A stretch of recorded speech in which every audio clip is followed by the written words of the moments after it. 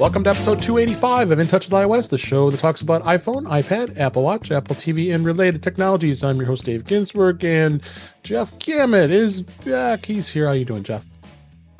I'm doing great, and it's always great to get to hang out with you. Yes, definitely. I realize we're kind of wrapping up the end of the year together, and we are. That's pretty awesome. We're going to have a pre-Christmas show and a pre-New Year's show, so we'll have some fun the next couple weeks. And speaking of fun, Ben Roethig's here. How you doing, Ben? I'm doing great, Dave. We're always here. We love doing this show for all of you out there in YouTube and audio land here. So it's, believe it or not, there's just a ton of news this week, and I've had a couple good topics. I just wanted to dive in here, and let's just jump right into the news for this week. I'm going to hold off on the watch here. We may have a couple guests joining us here in just a few minutes. So meanwhile, I wanted to talk a little bit about Apple's TestFlight servers. From 2012 to 2015, there was a leak containing terabytes of data. Data was scraped from the servers of Apple's TestFlight services during those years, giving access of tens of thousands of iOS apps and games. This leak was dubbed the Tera leak due to its sheer size and seemingly as riad to the Nintendo Giga leak back in 2020. If anybody doesn't know what TestFlight is a service that developers use to release iOS apps for testing on Apple's servers, and it was found on using the Wayback Machine. Don't we love the Wayback Machine to find this stuff? And now, Jeff, you had some active information about this. What did you think of this? Well, I mean, it kind of sucks, but at the same time, it could have been a lot worse because it's not like personal information or credit cards or other account information was involved in this. So that's good. Yeah. All right, so it looks like this was a misconfigured Amazon S3 server, and Amazon Web Services, like practically everyone and everything uses them. So the fact that Apple had data on Amazon servers, no surprise at all. It's configured. That happens. It sucks, and it doesn't look good for anyone. And I know there's been talk about, Apple didn't actually own TestFlight yet, so it wasn't their data yet. Mm-hmm. But here's the thing: Burstly, the company that created TestFlight, Apple bought Burstly secretly in 2011. Wow. And it wasn't made public knowledge until 2014. And so, yes, Apple actually owned TestFlight let me say this better.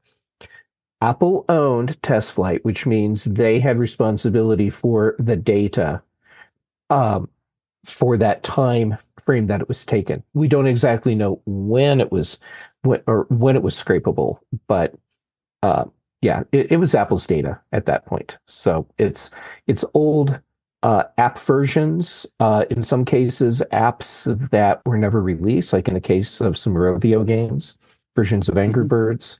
Yeah. So yeah, I think the biggest thing out of this ultimately is probably going to be that it looks like bad optics for Apple because they had a data leak that ultimately is their responsibility, regardless of who was at fault for misconfiguring servers and letting the data get scraped. Yeah, that's true. I would like to welcome to the show, Brittany Smith is here. So glad you were able to make it. How you doing, Brittany? Thanks for having me. I'm doing all right. I remembered wear my Christmas sweater for this one. Does that count? That's awesome. And your Star Wars in the back behind you there. That's great. Yeah. Got to cut down on the noise in this room somehow. Yep. We were talking about TestFlight, and then there was some security leaks. Ben, go ahead and give your thoughts on that. We can move on from this. The best part about this for Apple is that it came out now rather than when it was scraped years ago. Because if this would have came out as current data, you would have had in development unreleased games. Yep. And it would have been a much bigger scandal. Interesting that it didn't get a ton of press. At least I didn't even know about it until all of a sudden they this article was out just the other day here. So, but it doesn't seem like it's getting a lot of attention. And I also want to welcome to the show Kelly Guimont with her cute Santa hat. How you doing, Kelly? I'm doing well, David. Thanks for having me on the show. Oh, so glad to have both you and Brittany here this week, and this is going to be a lot of fun. So I saved the big story of this week as I was waiting for both of you to join us, and this is breaking news. This just has now been made available within the last couple hours here. Apple Watch Series 9 and the Ultra 2 is no longer available on Apple's website. Huh? You can no longer buy the Apple Watch Series 9 or the Watch Ultra 2 on Apple's online store in the United States. This had been announced that Apple was going to remove its flagship Apple Watch models in light of an ongoing patent dispute with the medical device company Masimo. And this news was broke Monday as we record this, and this was the ITC ruled that in October Apple's Watch's blood oxygen feature infringes on two of Masimo's patents. So the official ban is supposed to take effect on Christmas Day of on December 25th, after a 60-day presidential review expires. During the 60-day window, President Biden could have stepped in and vetoed its ruling, but so far he has chosen not to act. But what Apple's doing is basically taking preemptive steps to comply to the ruling and see how it goes here. So meanwhile, the official dates are going to be with Apple's continued battle with the Masimo is December 24th will be when the Apple Watch will be not sold in the retail stores after that point. The 25th was that final day, as I said, and then the 26th, Apple will file appeal of the ITC's final decision to the U.S. Court of Appeals in Circuit Court. As it stands now, no further details are how long Apple Watch is going to be unavailable in the United States. This ban only applies to the flagship Series 9 and the Ultra 2. The SE is going to continue to be available. But you could go to some other third-party retail stores like Amazon, Best Buy that still have their existing stock, but that's going to get exhausted. This is just some crazy stuff here. And Kelly, I'm going to let you open up with your thoughts about this whole thing. You're muted. I think it's interesting it's come to this, primarily because when it's something that's a little more legitimate, Apple has a tendency to make it go away. We'll say whether that's we're going to buy the company or we're going to write them a big fat, Ed McMahon on the doorstep size check. Yeah. Ask your parents, kids. There's a whole lot of reasons for this. What I have yet to see, because I remember hearing a little bit about this when I think it was the Series 4 came out that had the pulse ox in it initially. When it made its debut, there was a little there's this other company that says Apple is infringing. And the reason I remember it is because I remember somebody saying well, they make their own smartwatch. And they make their own thing that you wear on your arm that's supposed to allow you to do this same sort of monitoring, but nobody wants that one. Everybody wants an Apple Watch. And so it felt a little, what's the technical term for that? Epic versus Apple-y, I think is what you call that. Yeah, I think butthurt might be the technical term for what we're dealing with here. And that was the thing, at least initially, and I remember that striking me because it wasn't like Apple friendly press places that were saying that. They were saying this company, it was, places that are, just reporting the news and don't really aren't really interested in necessarily portraying Apple in a good light, or like, a place that is primarily covering Apple news or anything like that. So it was a lot of, isn't it interesting that this company makes a device to do this that nobody wants, and now Apple makes one and everybody wants the Apple one, and so this place is mad. Huh. Yeah. Now, what I have seen subsequently is that Apple hired people from that company, Right. and maybe there was more going on initially, behind the scenes than initially advertised. So that might have a little more to do with it. And if that's the case, that's not cool. And I'm not happy about it. And if that's really what was going on, then I hope Apple loses and is ordered to go write that Ed McMahon size check.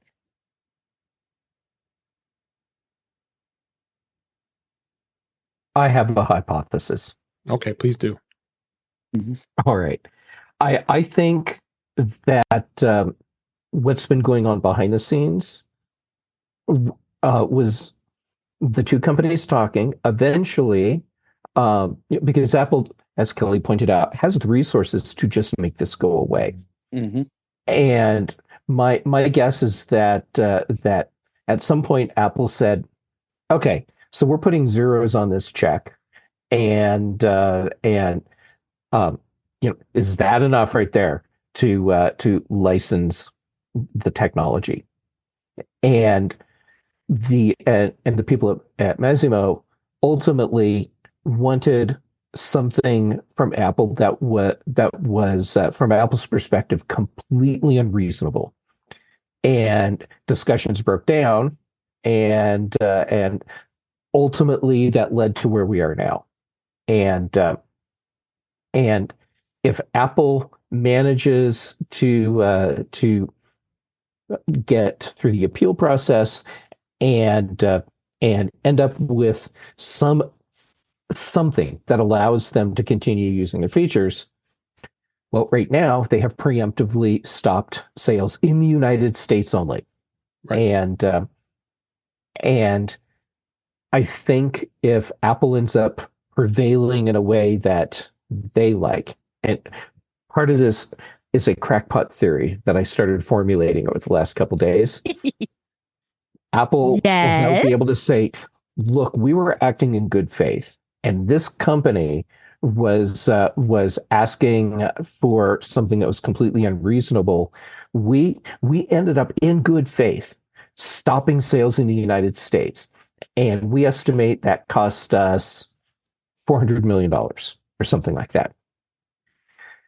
And now that we can sell everything again and everything is fine, we are now going to send our ugly lawyers after Massimo for costing us that all that money during holiday sales. And I think ultimately Apple is doing everything it can to set themselves up to be as much optically the good guys they possibly can. Yeah. Well, at the same time, getting ready to get really, really ugly. Yeah, this is unprecedented. I mean, it's like David versus the Goliath kind of thing here. You got the small company against the big company, and to see Apple just given this quickly, I just like I said, it's unprecedented. Brittany, what are your thoughts on this? Whether this whole thing? I mean, Kelly sort of said what I was going to say is it is entirely possible that they have been somewhat ugly to begin with, but trying to look real neat, because they do get attacked by like actual patent trolls all the time. Yeah. So from the outside, it is very hard to tell which incidences are which. But if in fact they might have in fact had this coming, and they might be ramping up to be we're the people with the biggest lawyers, biggest baddest lawyers kind of game. Yeah. And Ben, you got the last word on this, and what do you think? Okay. Almost 5 years ago, Apple was facing something very similar over a spat with Qualcomm and the iPhone. Obviously, that played out very differently, and well, iPhones were never banned from the US. Right. Here's the deal. It seems like something has very much changed within the government from 5 years ago. Honestly, most people assume the president was just going to stay this from happening, and it would just end up going away with a check. Well, that hasn't happened, and we're at the point where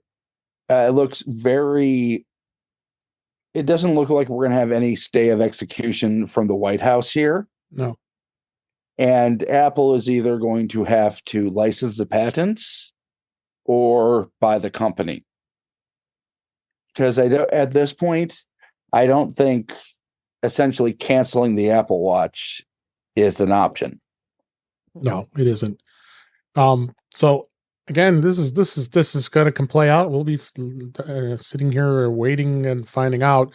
One of the other big things that's going to happen here too is because of this ban, this will impact your ability to get your device repaired or replaced because of the ITC's ruling is banning the ability to import any parts or service items for the Apple Watch for auto warranty as well. But this is going back to the Series 6. That's where the blood oxygen feature debuted. So you have the 6, the 7, the 8, and the 9 that have it. Suddenly, this is personal. Yeah. Yeah. Mm-hmm. Yeah. So a few of us here have these older Apple Watch models, and if you have a repair issue, this is going to be a problem. So I think this is going to be short lived. I agree with your hypothesis, Jeff. That that this is let this settle in, wait for that deadline, and then now let's get our lawyers in place here and start getting this ball rolling. Because I mean, even Ben, you said it on social media. Apple should just buy this company. Yeah, I mean, they also have certain audio patents that would be very good for Apple and certain audio brands. But who knows if this company is willing to sell? I mean, they do a lot of medical stuff too, don't they? Yeah. Honestly, I think Apple just miscalculated on this and didn't think it would go this far. Yeah. No, I agree. So stay tuned. We're going to probably have another discussion about this next week, and we'll see where this goes, because very, very, very, very strange. Very strange. So, all right, let's move on to a couple other stories here that are going on here. I just wanted to mention that iOS 16.7.4 was released. This was fixing a bug problem that prevented the built-in apps from being reinstalled. Oops. We're going to talk about 17.2.1 in just a minute here, but 16.7.4 for the older devices. If you'd uninstall the built-in apps, you couldn't install them back. So, whoops. So be aware if you do have the older devices and you're still running iOS 16 for that matter, to make sure to get this up to date, because if you accidentally uninstall the Mail app or any other core app, I've had family members do that all the time. I would like to thank Apple for getting this out before everyone has to go home for Christmas, and the fam hands them their phones and says, I can't go on the internet anymore because there's no Safari, there's no Mail, there's no whatever. So thank you, Apple, for getting this out before everybody is stuck with a phone where there's no option to get it reinstalled. Yeah. Anybody else have any thoughts on this before we move on here? I think Kelly summed it up nicely. She summed it up very well. Next story here. Apple News Plus subscription now includes the athletic sports coverage. Apple did announce that this week that you now have access to daily sports news from The Athletic, which delivers in-depth coverage of hundreds of professional and college teams, which is actually now owned by the New York Times. They had some really good coverage over all the major sports, and have some great writers, and it's kind of cool to see that Apple News Plus grabbed this. It's for the U.S., the U.K., Canada, and Australia can follow it in the sports section and this as well. And then in addition to it, New York Times Wirecutter product reviews will be available in the Apple News next year. So New York Times did acquire The Athletic in January of 2022 for $550 million. So it's shut down its own sports desk because they saw how pretty pretty good The Athletic is. So what do you think of this, Ben? I'm happy as a pig in, well, you get the picture. And The Athletic, honestly, The Athletic has most of the premier sports journalists right now. they do. Yep. Going as a Bears fan, Kevin Fishbane, Adam Johns are absolutely excellent. And the Wirecutter, as far as tech reviews, that's the creme de la creme. Yeah. This was money very well spent from the New York Times, because they share that publication's excellence. This is adding value to News Plus, because everybody was saying, I don't need that. But well, and it's nice to see it evolve too. Like that's the rest of the story here, is that things are getting added. The things that are available to you in News Plus are continuing to expand, because one of the things that that has always been kind of a hard sell for News Plus is, it's the vegetables, right? It's, it's not fun. There's no Angry Birds there. There's no whatever it is, that can make some of that stuff enjoyable. It's, it's the news part, and it's the most expensive of the monthly things that Apple's got going. So, to be able to point at it and say, like, we're continuing to add things and stuff is continuing to improve. That's only good for Apple in this case, because that was always the one that was kind of the hardest to get people excited about. What is your thoughts, Brittany? I don't have a lot of thoughts about either news or sports, so I might have to just sit this one out. Okay. Jeff, probably the same. Jeff has heard of sports. He knows they're a thing that exists in our timeline. I think that might be it. That's true. Okay, here's my take. Just because I don't care about it doesn't mean it's not something that's important. And Apple getting more quality sports content available through their news offering, that's a good thing. I'm just not going to read it myself, but hey, it's there for the people that need it. Well done. Yeah. It also is another piece of the structure around the other stuff that Apple has on offer, right? So if you are into the baseball stuff, now you can go read all your baseball coverage on The Athletic because you were watching the game on Apple TV, or any of the other ways that Apple's trying to get out into that stuff. This is just another way for people to take Apple seriously about their interest in sports coverage. So yeah, absolutely. I think it works. All right, we can move on here. Bloomberg's reporting that the Vision Pro production is moving at full speed, and they're anticipating it's going to be a February 2024 launch as planned. The production of this new headset's been at full speed at the facilities in China. Has been several weeks, according to the people that Mark Gurman of Bloomberg has got this inside information. They're going to be also inviting retail employees to Cupertino for Vision Pro training, prep the retail stores for demos and fittings, and then encouraging developers to prepare their apps. 9 to 5 Mac, those articles said that they did a recent poll about 4,500 readers, and 64% of the people said they aren't going to be buying a Vision Pro, where 21% said yes, they are. 15% said they haven't made a decision yet. So that's a pretty high number of the people that potentially may buy the Vision Pro. I'd like your thoughts, Ben. What do you think? Honestly, even Apple knows it's not going to be that many people buying it right off the bat, which is why they went with the Pro. They kind of want to show off what it can do at the high end, and B, get the developers developing. Yeah.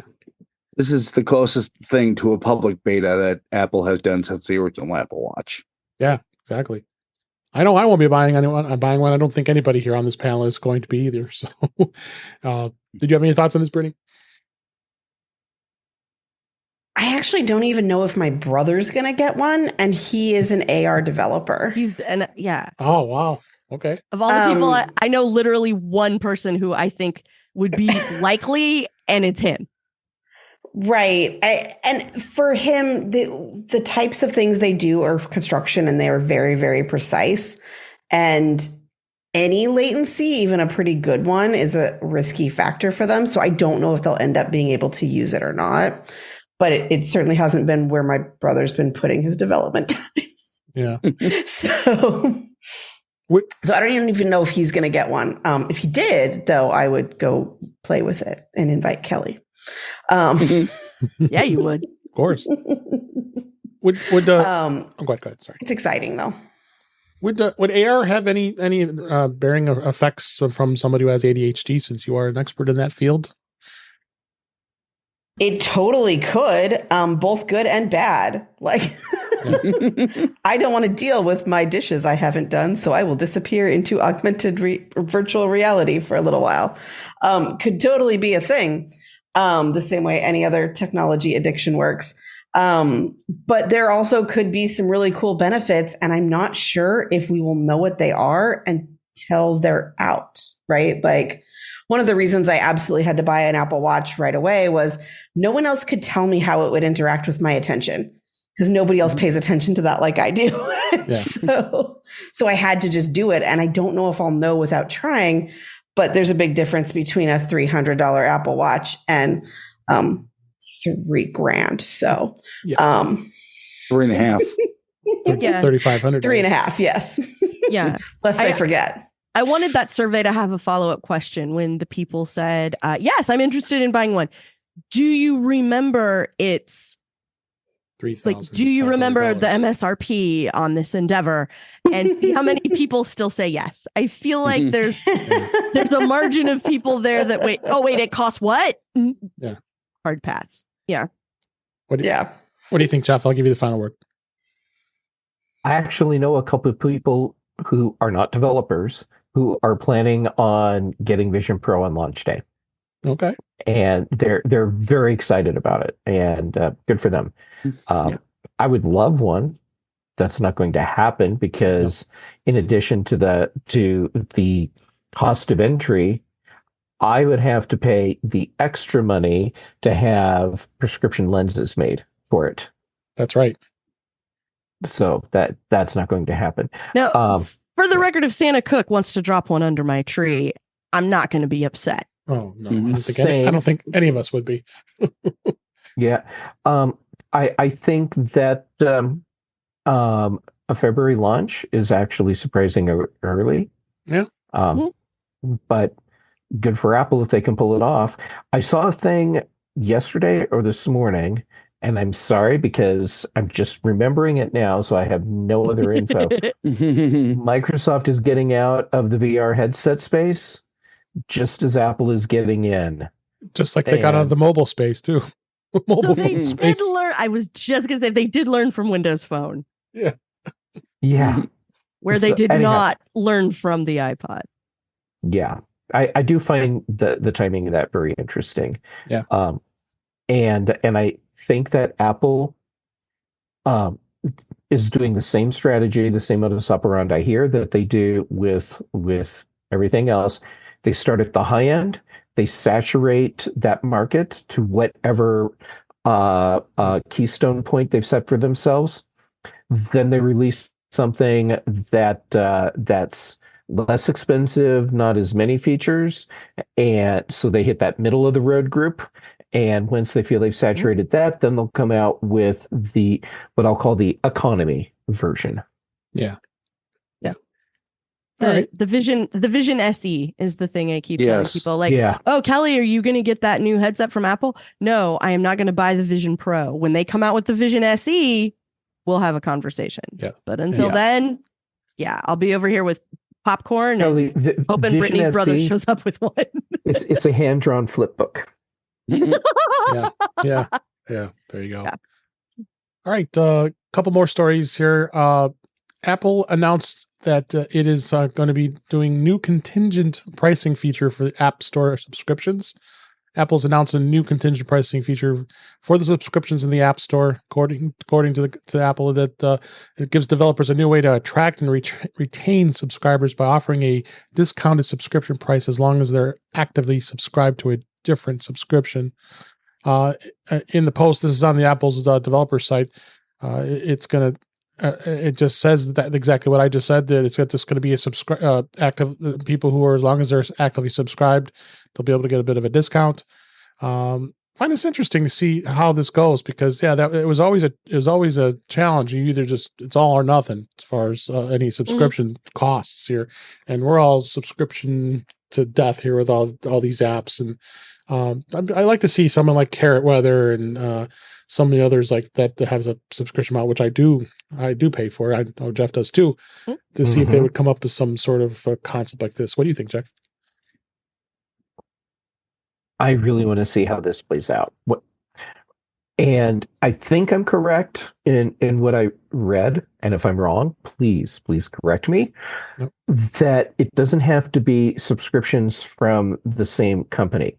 Right. So Ben and we can come up with different apps that might complement each other, and then we can team up and do a subscription discount. Yeah, we could bundle them with Jim Ray's app, which is actually useful. Yeah. Right. Yes. But he's not in the App Store. That's the problem. Hi, Jim. Hi, Jim. Yeah. What do you think, Al? I think this is cool. The issue I have is that and I realize this makes me a stereotypical Apple commentating person, but I don't think this issue is the issue that the App Store needs to solve. The thing I want the windmill I'm currently tilting at in the App Store that I've tilted at for years is this app has a signifier that it is a doorstop if you are not a paid subscriber. There's no free version. There's no nothing. Unless you are paying every month, then this is not a thing that's going to work for you. The end. Like, I just want to know ahead of time, like, give me a little video to play that shows me this is what the app looks like. Because if I'm not, and I'm just using an example, do not at me. This is only for illustrative purposes. Let's say ADT, who's a home monitoring security subscription service. Let's say ADT puts out an iOS app. I don't know. I don't have them. If I don't have that ADT subscription, their app is completely useless to me. I would like to know that going in.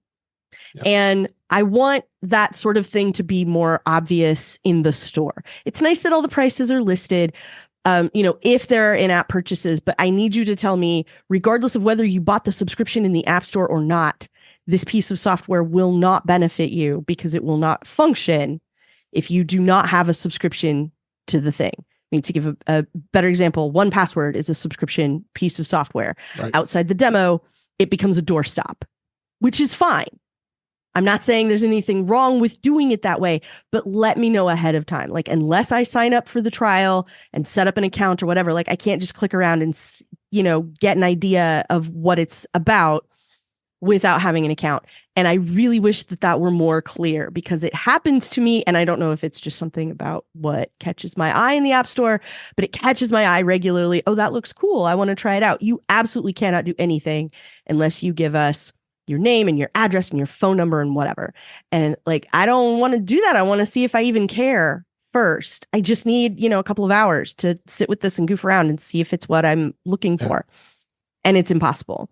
And I'm never going to come back to it later because squirrel. So, now it's sitting on my phone forever, and I open, 6 months later, I see it and go, oh yeah. And then I open it up. I'm like, oh yeah, this isn't going to work because it doesn't even let me have a demo.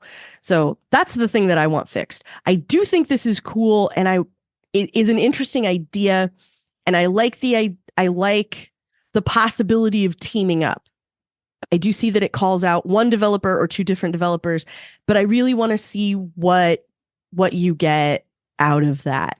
Like, who's Slope's going to team up with for some sort of group subscription between them. Like, Carrot Weather is amazing.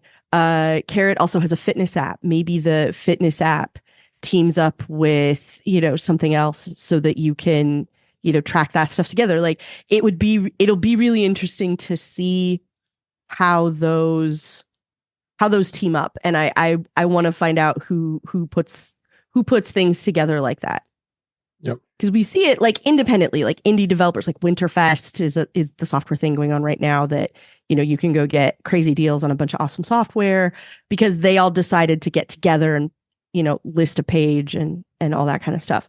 In order for people to go buy software licenses. So I want to see where this goes. This is the kind of thing that Apple does that makes me go, okay, now put it out in the world and let me find out what people are going to do with it, because it does sound cool. But yeah, not the problem, I think. Not the problem the App Store has is kind of where I'm at. So. Before I get to you, Ben, Brittany, I just want to make sure if you had any other extra thoughts on this. There are many problems with the App Store, and this wasn't on my list. It will be fine and interesting, but I have questions about their allocation of App Store improvement resources. Yeah. Not that this will be bad, it will be good. It's just, yeah. It's also putting another nail in the coffin on subscriptions, which I have psychological issues with. And I don't mean I have psychological issues. I mean, I might also, but I have issues with the psychology they play on the people who sign up for them. And you got the final word, Ben. You wanted to add something about SetApp. Yep. I have a theory of why they did this now. Go on. And that theory is related to March 6th, 2024. That is the date when the DMA goes into effect. And at least in the EU, Apple has to allow side-loaded apps and other app stores on their platforms. Making this kind of concession to developers could be kind of an olive branch to keep them on the App Store, opposed to going with SetApp, who has said they do plan to make their own App Store, or Microsoft, or any of the other companies who have said they plan to make alternative stores for iOS. Yep, which they've been. I mean, even SetApp has its own iOS part of their package too. So yeah, it's definitely going to be interesting. So for sure. One last story here. I'm just going to just a brief mention of this. We've been talking a lot about the Apple Card lately with the Goldman Sachs issue and the big breakup that maybe is going to be happening soon. But meanwhile, the Apple Card savings account got its first interest rate boost since its launch. Apple and Goldman Sachs have announced that the interest rate increase for the Apple Card savings that went effect this week. That customers will now earn 4.25% versus 4.15%. It's not much, but it's still pretty gosh darn good for having some money in there, and great to see that they're continuing on with this. I don't think they want to get any more angry customers as we sit on the sidelines with our box of popcorn to see what's going to happen with with the Apple Card. So it's good, the deal. So go into your wallet to take a look at your Apple Card savings account. And you'll be pleasantly surprised to see 4.25% is now your interest rate to get earnings. So, all right, let's go ahead and move on to the stories this week and the topics. iOS 17.2, lots of stuff going on with that. Apple did release 17.2.1, which had some bug fixes. Again, the release notes didn't really say, wasn't anything real specified or what was released in security content. You can go to the support link and take a look at it, but generally you got to know that whenever Apple's going to release a .1 version of iOS, that's going to tell you that it's pretty important, because it does have some security fixes that's going to keep the stability in place. So just like we talked about earlier with 16.7.4, they fixed that bug, this too. So go out, install it, make sure you have the update. It isn't going to hurt anything. They're already actively going to are working on 17.3, which we'll talk about in just a minute here. And then right away, Apple stopped signing 17.1.1 to prevent any downgrading. So, and that was like the quickest I'd ever seen them do that. That was like within less than 24 hours after it was released. Yeah, they stopped the downgrading. Dave, so yeah. I believe one of the fixes in 17.2.1 and also Mac OS whatever dot one. Sonoma, yeah. So yeah, Mac OS Wine Country. Wine Country, sorry. dot 14 2.1. something. It's Yeah. 14.2.1, I think it is. It was a bug that Craig Hockenberry from Icon Factory found. That's right. Where Oh, yeah. if you do a screen share, Yeah. it could potentially share the wrong screen. That's a problem. So That's the problem. So Huge. yay, Craig, for finding that. yeah, Craig, thank you. And for being public about it, because a lot of times, the less Apple says about the update, the faster you need to install it, because they don't want to tell anybody about, how bad it is, how bad the security hole is that they're fixing. So when you just see, you can always kind of add the Jedi hand wave at the end of, important security update. You will install it now, that kind of thing.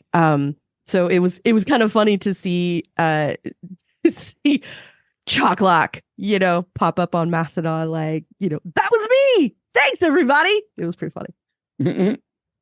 Yeah, that is funny. One other thing I will mention about 17.2 and tvOS 17.2 for that matter is they did kill the TV show and movie wish lists with no warning. Apple did remove these options to purchase TV shows and movies from the iTunes Store apps, which we knew that, and I was going to redirect customers to the Apple TV app instead.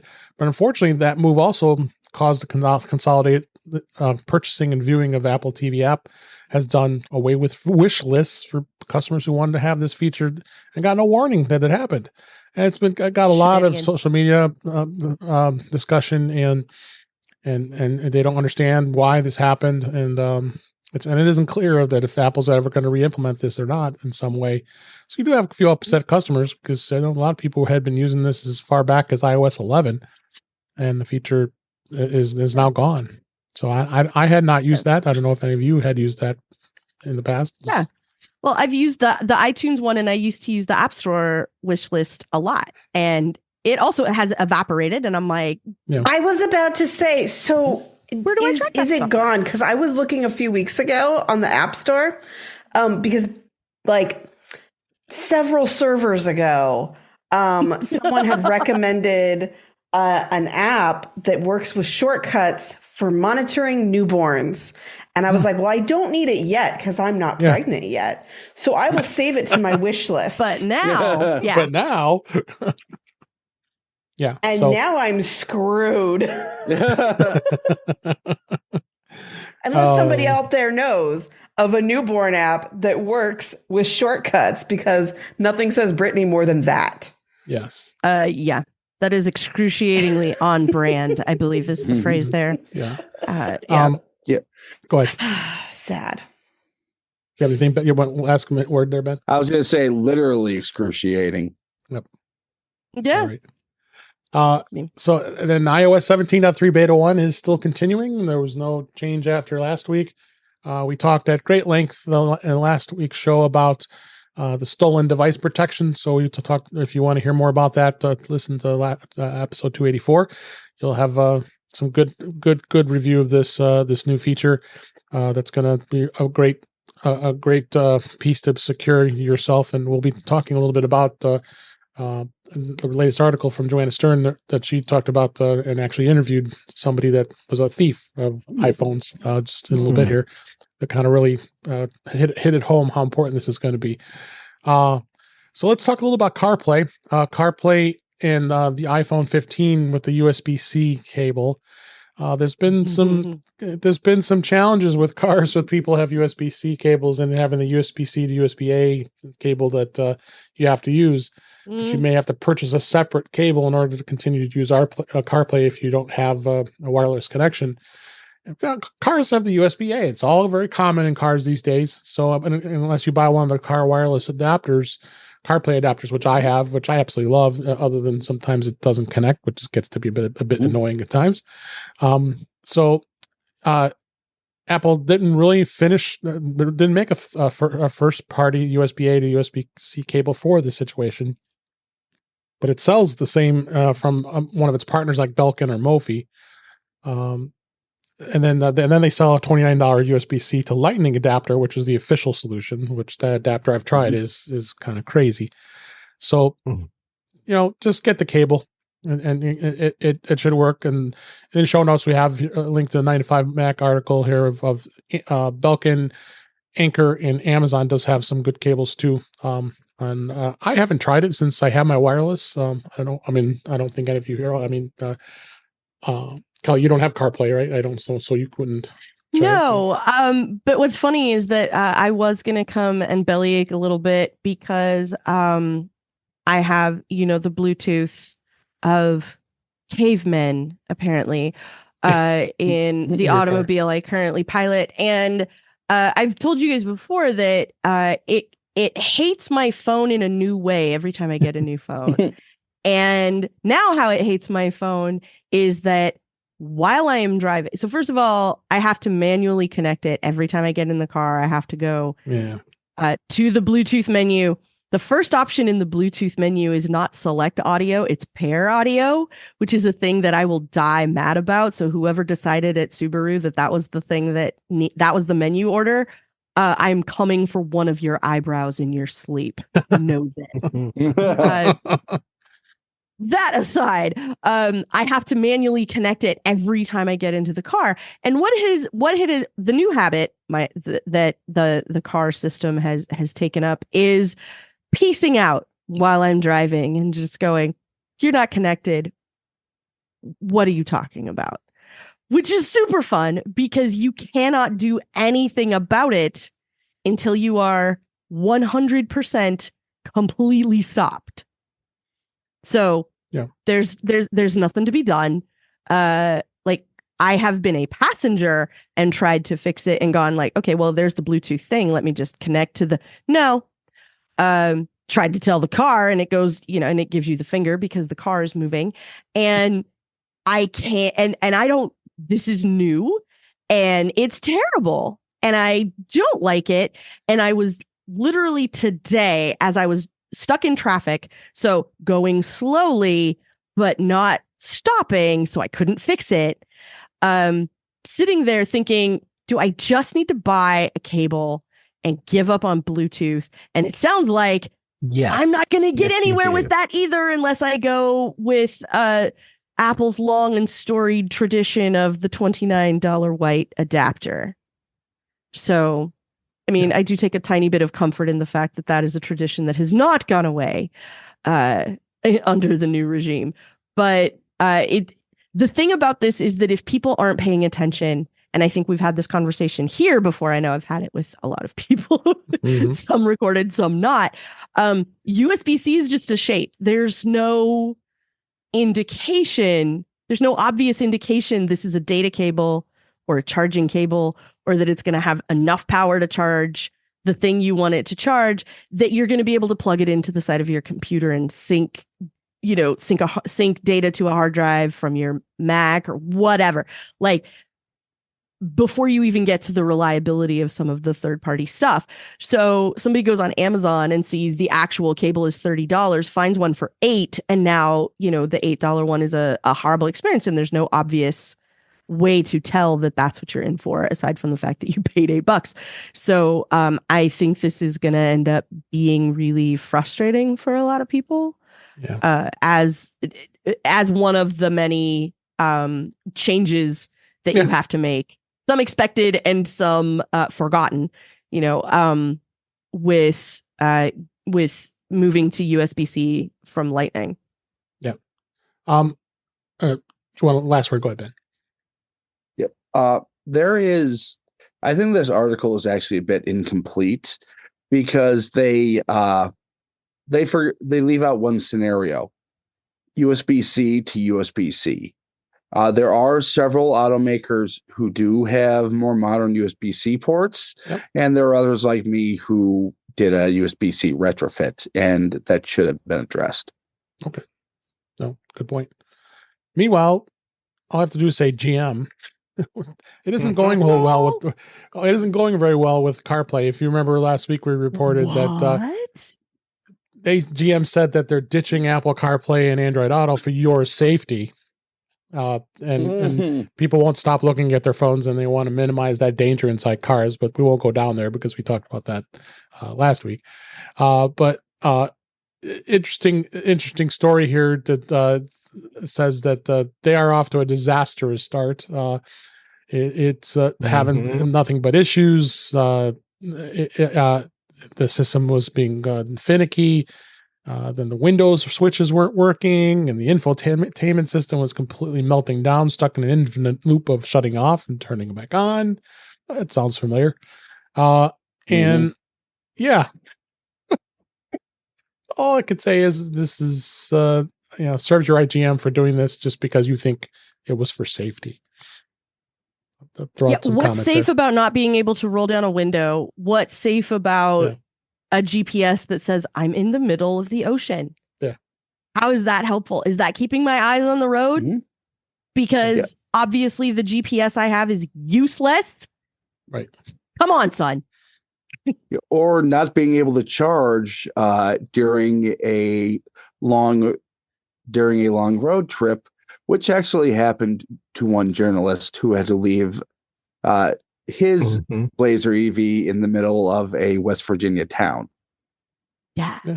Yep. So another reason not to buy a GM vehicle in 2024 is you're going to be dealing with some pains in dealing with their infotainment system. Next story here. I want to. You said that wrong. InfoPAINment. InfoPAINment. Yes. InfoPAINment system. Yes. Yes. Good luck. Have fun talking to your board, Mary Barra. And yeah. And also, I would like to give Jeff props for the show title for this week, the InfoPAINment system. Thank you for that suggestion. So I wanted to discuss again. Joanna Stern did an amazing expose on how people were easily able to use social engineering and look over the shoulders of people at bars and other places and be able to see their passcode and then steal their phone, and within a matter of minutes steal their identity, their money, their phone, the whole thing here. So, and again, we talked about it. That new stolen protection that's going to be added to 17.3, which is going to be very helpful. But this was interesting to see that she actually went to one person that had been stealing iPhones for quite a long time in Minnesota, and she interviewed this guy. This was he was actually in prison, and he stole literally hundreds, if not thousands, of iPhones and resold them, and said how easy it was to be able to just look over their shoulders and put their PIN codes in and change it. So it's a great video. If you haven't watched already, I have a link in the show notes so you can take a look at it. And I think this is something we need to be really concerned about. Putting stronger passcodes in, using definitely six digits. Use alphanumeric passcodes if necessary. But be aware of your surroundings. I mean, there were other people that were in this video that said, "Oh yeah, I handed somebody my phone, and can you take my picture, or here you can have my phone, do this," and I just was shaking my head. What? Why would you do that? And he even said he regretted the fact that I don't know what he could have done to my phone in those matter of minutes that he did that. So, this is disturbing. It really is. I think it's. I mean, good for them. They finally caught this guy, and it was a ring of guys, the guys that were doing this, and But the thing is, once they deregistered the iPhone and get rid of Find My, get rid of get everything they want out of it, they erased the phone, and then now it's a phone that's wide open to sell, and it isn't locked down anymore, because that's what we always thought. When you steal a phone, oh yeah, you can't do anything with that phone because it's locked to my account, or it's locked to, no. If you reset the Apple ID, you're done, and that device is free and clear to be done whatever it is, other than you report it to the police. And I don't know if they even put it on a list of stolen phones once it's been completely erased and removed from an account. So Kelly, I would like to hear your thoughts on this, where this should go. And I think this was just some great information. People just need to be aware of this stuff. Passwords are it's so important. Well, and not only that, but awareness of your passwords too. Like, you know, I know a lot of people who couldn't be bothered with Touch ID, like, oh, that's hard, it's weird. You know, same with Face ID. So, you know, stand in the middle of the grocery store and, you know, maybe they mutter it to themselves as they're typing it in, whatever. And the thing that I try to impress upon people, you know, when people ask me stuff personally, when people ask me stuff professionally, is if I take that phone from you and I go drop it in a blender, how screwed are you right now? You know, what happens if I have your phone and you are never, ever, ever getting it back? You walk out of the house, it's struck by lightning. Now what?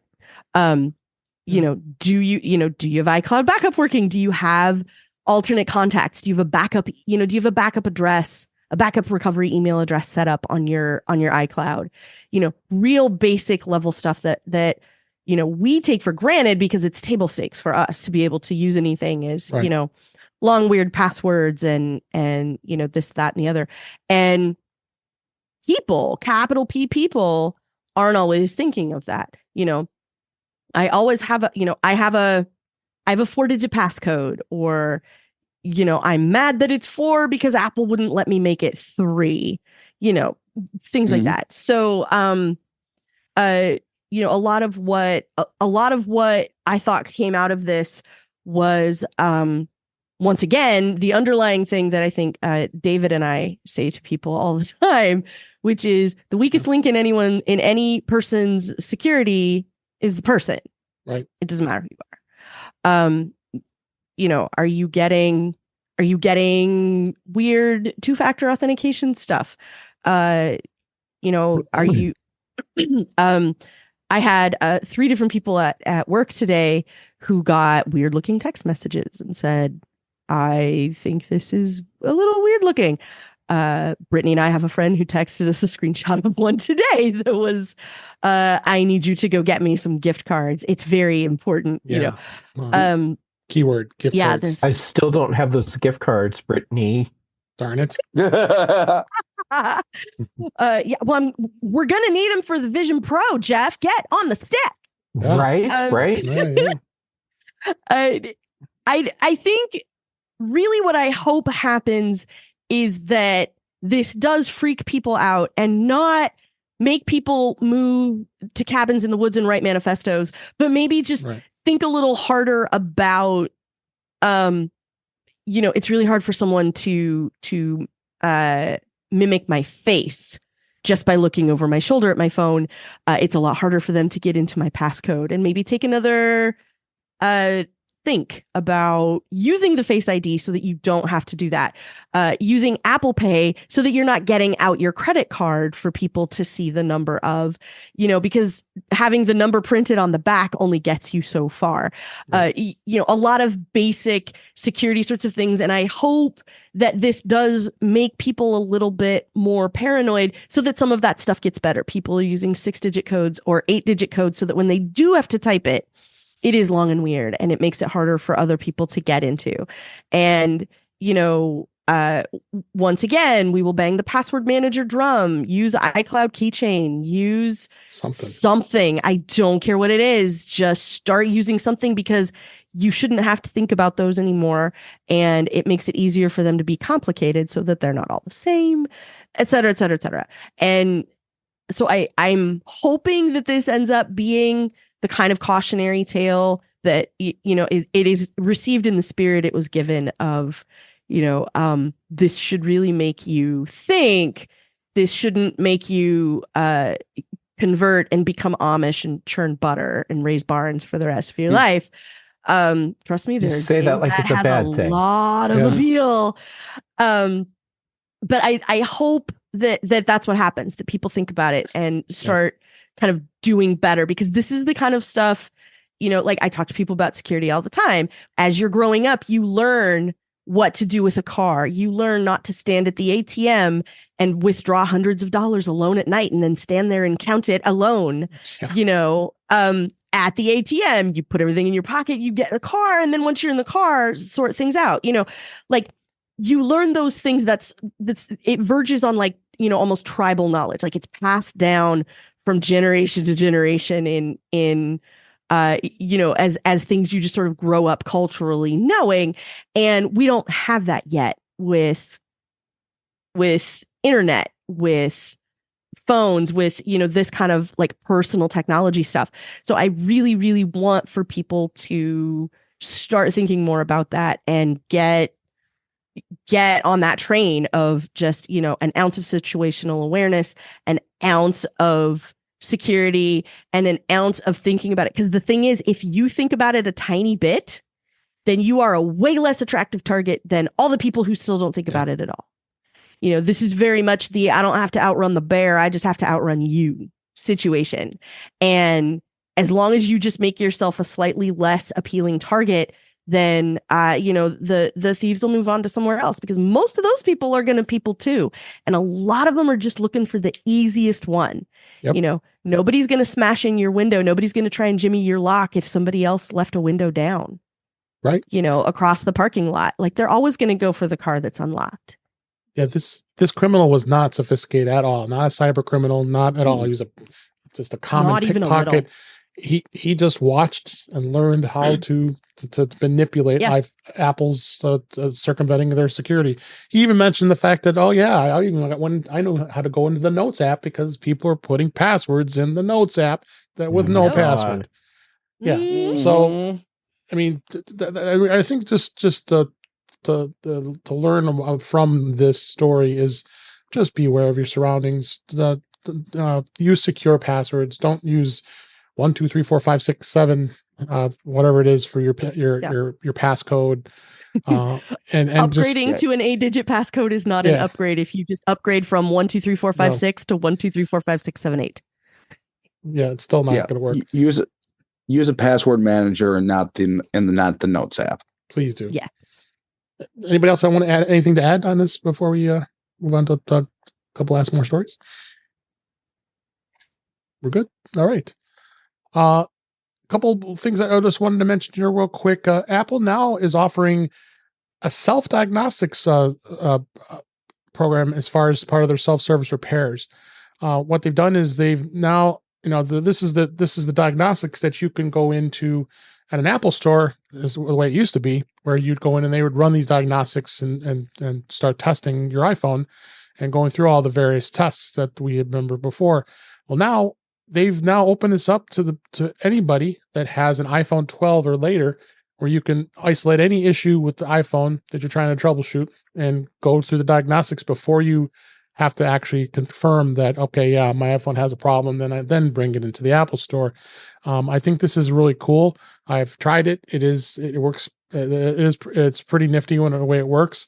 And they have a full support article on this, and Apple is just showing you that they're doing more things to open up diagnostics to test your devices more than ever. Starting to realize that they've spent a lot of time at an Apple store where you could be doing this self-service, something simple like this. This isn't taking the phone apart to fix it. This is simple diagnostics. So we've all got these tools that are at our fingertips now for iPhone 12 or later. So you may have bumped up against this if you've had a battery replaced in a phone in the last while, because if you go in the Apple support app on your phone and put in I'm having battery trouble with my phone, they go here and do this and wait a minute, and then it adds diagnostic information to your appointment so that they can see this isn't you feel like you need a new battery. It actually shows the information about your battery health is crap and you should go get it fixed and that kind of stuff. So if you've done anything like that before now, you may have sort of bumped up against this diagnostic mode, the self-service side of this diagnostic mode, if you've done something like that ahead of time. So then they go, well, yes, as a matter of fact, you can schedule an appointment. Yeah. So check it out. Links in the show notes. Two more things I want to talk about here. Jeff and I talked about last week, right at the end of the show, so I forgot to talk about it. And this was we put a challenge together here that we were going to buy very inexpensive Apple Watch band from Amazon. It was a $16 knockoff of the band, and both of us have reports back to what our experience were. I've linked to Jeff's Instagram post to showing the band and what his experience was, and you said it's looking good so far. You're still using it, right? Yeah, actually, I'll take it off, and there we go. So, yeah, it's actually showing up pretty well. Yeah, so I've been using this watch band for over a week now, a little bit over a week, every day, all day long, and it's holding up great. I did notice in the Amazon images on their website on this end, it's now showing this little loop thing, and mine does not have that. Mine looks like Apple's actual watch band.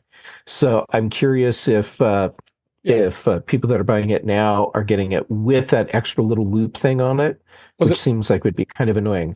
It was a loop. I don't have it on, but it was the loop that held it together. Is that what they put on there now? Because mine did not have that. Yeah, it's like a little hump or a little loop on the end where you take one end and then stick it through. I wish they had that because it doesn't have it. And as soon as I put the watch on, it was pretty. It's not like I'm wearing the Apple version of a Velcro one. As soon as I went and moved anything across my body, and then the watch fell off because it grabbed the end of that band. And that magnetic that magnet is not as strong as it should be. I still haven't had a chance to go into an Apple store and compare it to theirs. I did notice if you don't put the band on the correct direction, you don't have the right polarity. Yeah, and it doesn't work very well at all. Yeah, I have the leather knockoff version of that band, and I don't wear it for the exact reason that has been said.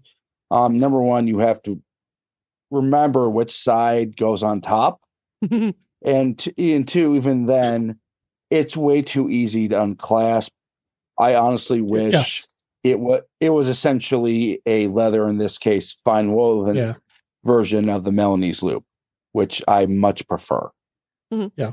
So, and I have a feeling I am less rough with my watch than most people. No, I wasn't rough. I mean, I just was my normal moving my wrist or going around, and it just grabbed the end of the band and flipped it open, and the watch fell right off my wrist. I'm like, no, that's bad. No.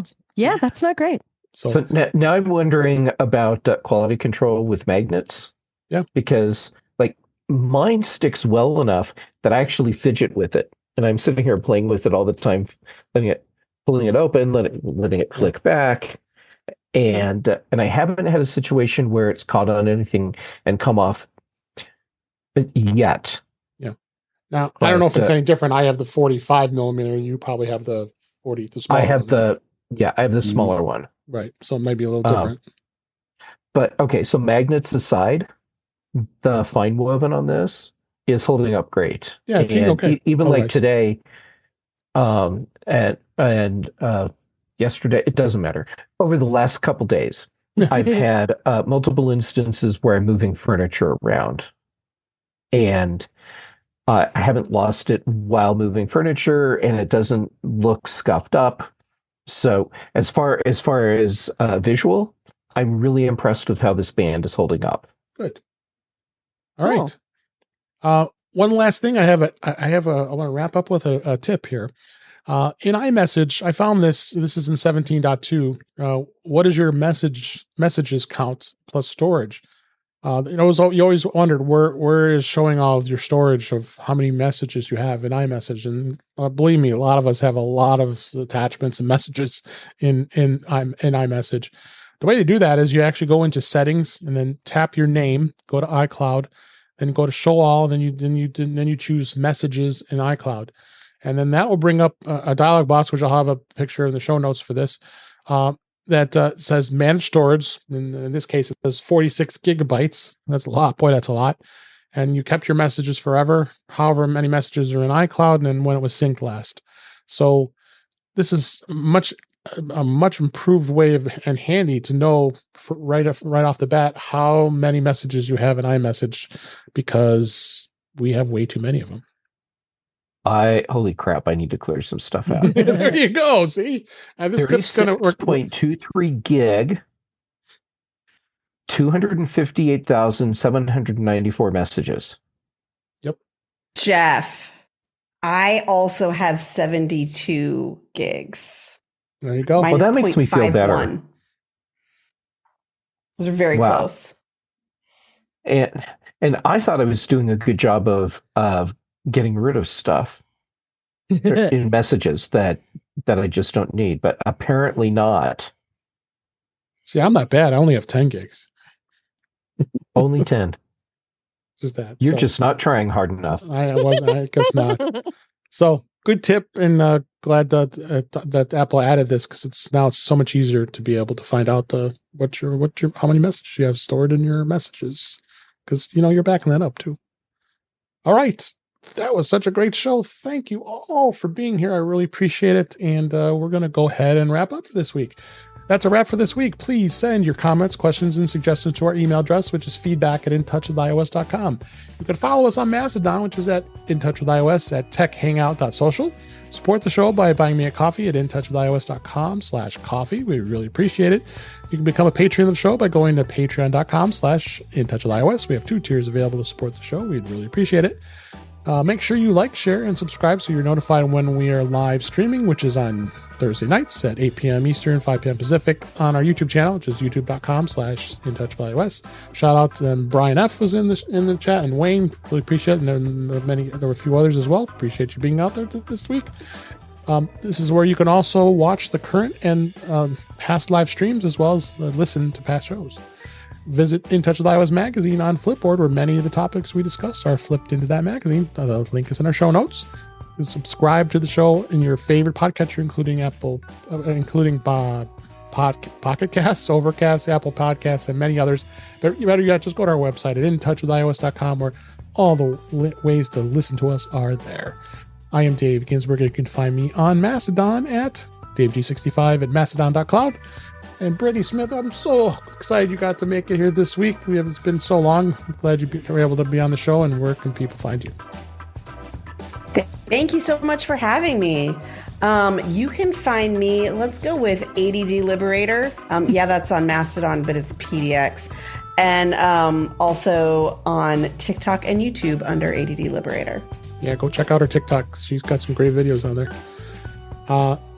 Kelly Guimont, thank you also for being here. It had been a little while. I'm so glad you were able to make it this week. And where can people find you? Thanks for having me on, and have a happy holiday. Yes, happy holidays. You can find me on the after show with Mike Rose. I think we're trying to get another episode together this week to get out the door, so we'll see about that. I want my MCU TV over on the Incomparable Network. You can find me over there, also engaged in other recorded shenanigans like playing the 1950s board game Careers, or trying to guess at answers in a game called Feudin' Families, which is obviously legally distinct, answering questions about the Marvel Universe and other kinds of like I said, recorded entertainment. And let's see, you can also find me on Mastodon, where I am Verso at mastodon.social. And sometimes on Tuesdays with Chuck Joyner. You can go check out my gift picks there for this year. And I still don't have as many things as Jeff, so I'm just going to go ahead and wrap it up with that. Thanks, Kelly. Appreciate it. And Ben Roethig, where can people find you? Thanks for being here. Well, Dave, you can find me on social media at Ben Roethig at your social media of choice. You can find my writings on roethig.tech. On Tuesdays, you can find me on Mac Voices with Mr. Chunk Joyner.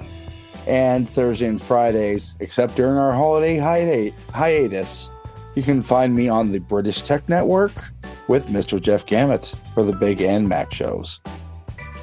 Great. Thank you, Ben. Last but certainly not least, Jeff Gamet, thank you as always for being here. I really appreciate it. Where can people find you? Well, Dave, as always, thank you for letting me be part of this because it's just so much fun to hang out with you and everyone else. It is. All right, so social medias, I'm Jay Gamet everywhere. I am active on Mastodon, Instagram, and Threads. And then for shows, on Tuesdays, Chuck Joyner's Mac Voices Live. Then here on Thursdays on In Touch with iOS, so thank you. And then on the British Tech Network, and yes, Ben pointed out that shows there are in their winter break until beginning of the new year. Thursdays for the big show, Fridays for the Mac show, and then Brian Chaffin and I record the Context Machine. Great. Thank you so much. And thank you for listening. This was a pre-Christmas show, or the holidays are here. I want to wish everybody happy holidays, Merry Christmas, Happy New Year. Well, actually, I have a show next week, so we'll be able to have a pre-New Year's show. So I'm so glad you were able to listen, and we enjoyed doing it, and we'll talk again soon.